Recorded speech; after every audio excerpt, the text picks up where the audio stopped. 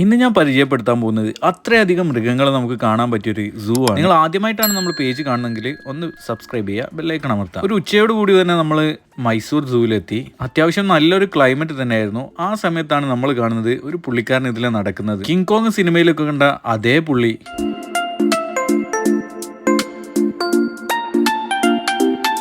ആ ഒരു നോട്ടവും ആ ഒരു തിരിയലൊക്കെ കണ്ടില്ലേ, അതേ പുള്ളി തന്നെയാണ്. പുള്ളിക്കാരൻ അവിടെ ഭക്ഷണം വരാത്തത് കൊണ്ട് തന്നെ പുല്ല് പറിച്ചിട്ട് കഴിക്കാൻ പോവാണ്. അത് കഴിഞ്ഞ് നേരെ കണ്ടത് റൈനോസറിനെയാണ്. ഒരു റൈനോസർ കൂട്ടം തന്നെ ഉണ്ട് അവിടെ.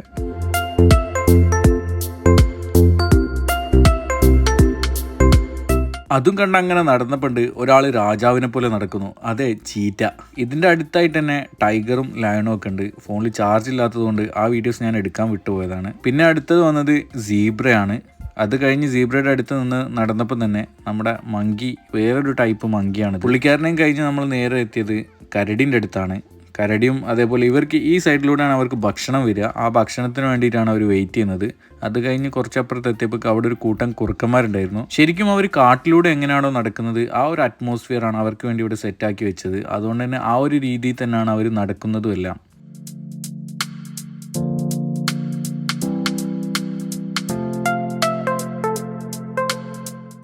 ഈ ഒരു സൂവിൻ്റെ നീളം ശരിക്കും നമ്മൾ അത്ഭുതപ്പെടുത്തുന്നതാണ്. ആ ഒരു ഏരിയയിൽ നിന്ന് സ്റ്റാർട്ട് ചെയ്തിട്ട് ഈ മൃഗങ്ങളെയൊക്കെ കണ്ട് നടന്ന് നമ്മൾ ലാസ്റ്റിലേക്ക് എത്തുമ്പോഴേക്ക് ഏകദേശം 2.5-3 കിലോമീറ്ററോളം നമ്മൾ നടക്കും. ആ ഒരു ഏരിയ കഴിയുന്നതോടുകൂടെ പിന്നെ മാനുകളുടെ വരവാണ്.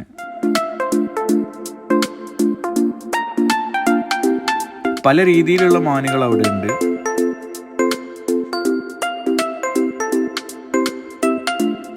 അടുത്തത് കാട്ടുപോത്താണ്.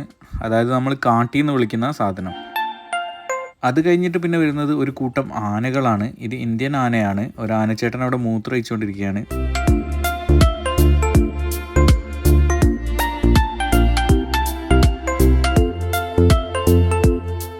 പിന്നെ വീണ്ടും നമുക്ക് കാണാൻ സാധിക്കുന്നത് കാട്ടുപോത്തിനെ തന്നെയാണ്. നമ്മുടെ നാടൻ പോത്തും കാട്ടുപോത്തും തമ്മിലുള്ള വ്യത്യാസം അവരുടെ ശരീരത്തിൽ നിന്ന് നമുക്ക് മനസ്സിലാവും.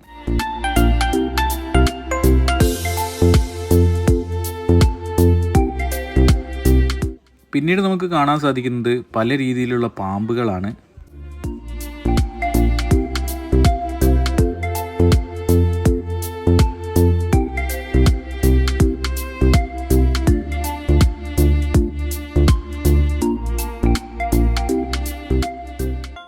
അവ പല രീതിയിലും വെള്ളത്തിലും മറ്റുമായിട്ട് കിടക്കുന്നതാണ്. ശരിക്കും അവരുടെ ഒരു ആവാസ വ്യവസ്ഥയെ തന്നെ അവരെ കൊണ്ടുപോയിട്ട രീതിയിലാണ് അവരെല്ലാം ഉള്ളത്.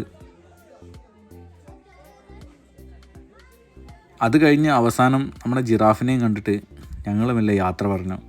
എല്ലാ മൃഗങ്ങളും ഇതിൽ ഉൾക്കൊണ്ടിട്ടില്ല. കഴിയുന്നത് ഞാൻ ഉൾപ്പെടുത്തിയിട്ടുണ്ട്. Thank you for watching.